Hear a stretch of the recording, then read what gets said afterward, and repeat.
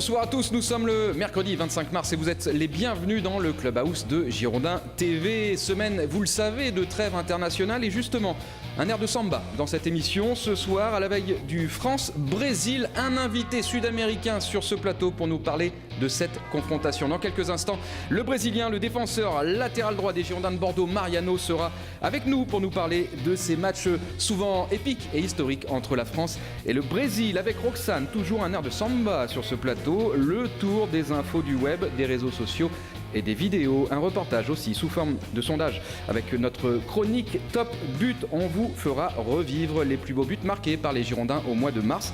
Après, ce sera à vous de jouer sur girondins.com pour élire selon vous le plus beau de ces buts. Mais pour l'heure, on retrouve Monsieur Olivier Faure, le tour de l'actu.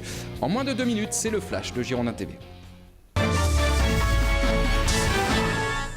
Bonjour Emmanuel, bonjour à tous, ravi de vous retrouver pour les dernières infos des Marinés Blancs avec une séance d'entraînement à huis clos ce mercredi matin pour les hommes de Willy Sagnol qui prépare le match amical de ce vendredi soir. Les Marinés Blancs affronteront les Chamois niortais à Niort. On rappelle qu'il y a une trêve internationale et à ce propos, Younes Kabouni vient d'être appelé en dernière minute en équipe de France des U20. Il rejoindra donc Enzo Crivelli, lui aussi avec les U20. Félicitations aux deux Bordelais. Et puis toujours dans le registre des sélections, mais cette fois-ci elle concerne l'équipe de France A. Le nouveau stade de Bordeaux devrait accueillir un France-Serbie. Le match aura lieu le 7 septembre prochain. Enfin, on souhaite la bienvenue à Sandy Guichard, un nouvel adjoint aux Girondins de Bordeaux. Il sera en charge de la préparation physique individuelle et des retours des blessures des Bordelais. Il était jusque-là adjoint de Vaïd Halilhodžić dans la sélection algérienne. Bienvenue donc à Sandy Guichard. Voilà pour les dernières infos, Emmanuel. Merci Olivier, et s'il vous plaît, une haie d'honneur pour nos deux invités ce soir. Oh, c'est plus une invitée, Roxane. Et résidente permanente. Comment voilà, avec Roxane, vraiment bonsoir. Beaucoup de plaisir. Bonsoir Emmanuel. Et Mariano qui nous fait lui aussi le plaisir de nous rejoindre ce soir. Bonsoir Mariano. Bonsoir. Entraînement, un petit mot, c'est le rituel, vous le savez, l'entraînement du jour. Alors c'est un entraînement, j'allais dire intime presque, où il y avait 13-14 joueurs sur la pelouse ce matin. Ouais, c'est un entraînement pour gérer un peu. Nous n'avons pas de match, c'est la trêve internationale. C'est comme ça. On ne nous arrête pas, on fait des petits entraînements, mais tous les jours, nous sommes là. Et on a appris hier que Younes Kabouni avait rejoint l'équipe de France Espoir. Donc c'était un joueur en moins à l'entraînement. Il a rejoint Enzo Crivelli, qui est déjà aussi lui aussi en équipe de France Espoir.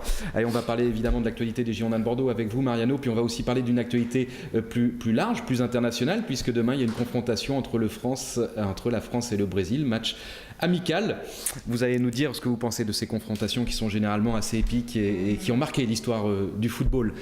Ma chère Roxane, tout d'abord, l'info du web et des réseaux sociaux. On commence avec une information pour les Girondins de Bordeaux qui ont été consacrés, distingués. Exactement, et c'est dans les statistiques de cette semaine, c'est l'LFP qui a distingué les équipes qui frappent le plus au but cette saison. Eh bien, les Girondins sont dans le top 5. Il y a l'Olympique de Marseille qui est leader devant Lyon et Lorient, et puis les Marinés Blancs, eux, sont donc 5e, juste derrière le PSG, avec 366 tirs depuis le début du championnat. C'est quand même une belle performance qui demande finalement qu'à être améliorée lors des prochains matchs.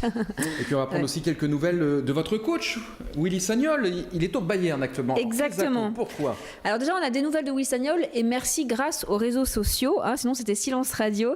Vous allez voir un défilé, plusieurs photos apparues sur Twitter ces dernières heures. Alors pour rappel, donc Willy Sagnol passe son diplôme d'entraîneur professionnel de football et profite donc des trêves internationales pour effectuer des stages dans les meilleurs clubs d'Europe. Et ce stage de 3 jours est particulier pour notre coach car il s'agit du Bayern Munich où Willy Sagnol a joué une grande partie de sa carrière et gagné de nombreux titres. Et Willy n'est pas seul à passer son diplôme. Vous l'avez vu sur ces images, il est accompagné de Zinedine Zidane, de Claude Makélélé, de Bernard Diomède ou encore d'Éric Roy qui sont également stagiaires, des joueurs de stature internationale. Stagiaires, c'est quand même amusant et ils observent surtout assidûment le coach Pep Guardiola pour s'inspirer, pour apprendre de cet exceptionnel coach.